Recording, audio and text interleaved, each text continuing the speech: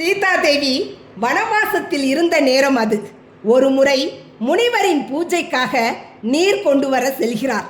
அப்போது தனது மகனான லவனை தொட்டிலில் இட்டு செல்கிறேன், பார்த்து கொள்ளுங்கள் என்று கூறி சென்று விடுகிறார்.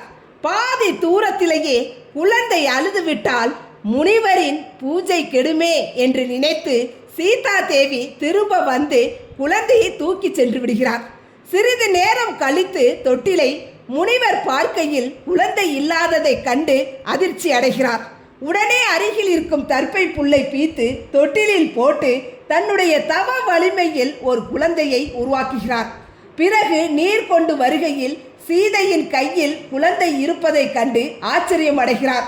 அந்த குழந்தையும் லவனோடு சேர்ந்து குசன் என்ற பெயரில் வளர்ந்து வருகிறது. சில காலம் கழித்து ராமருக்கு சொந்தமான குதிரையை அடக்கி அனுமனை வென்று ராமரோடு போட்டியிட்டு என ஏராளமான சாகசங்கள் லவனும் குசனும் செய்கிறார்கள். சீதையின் வனவாசம் முடிகிறது.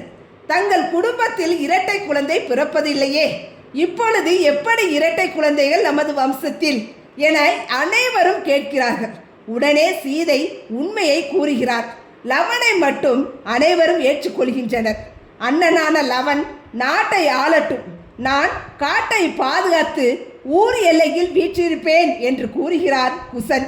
மாபெரும் அக்னி வளர்த்து அதில் இறங்கி தன்னை புனிதப்படுத்தி வெளியே வருகிறார். அக்னியில் இறங்கியதால் குசன் கருப்பு நிறமாகிறார். எல்லையை காப்பதால் சாமி ஆனார். இதுவே கருப்பசாமி வரலாறு.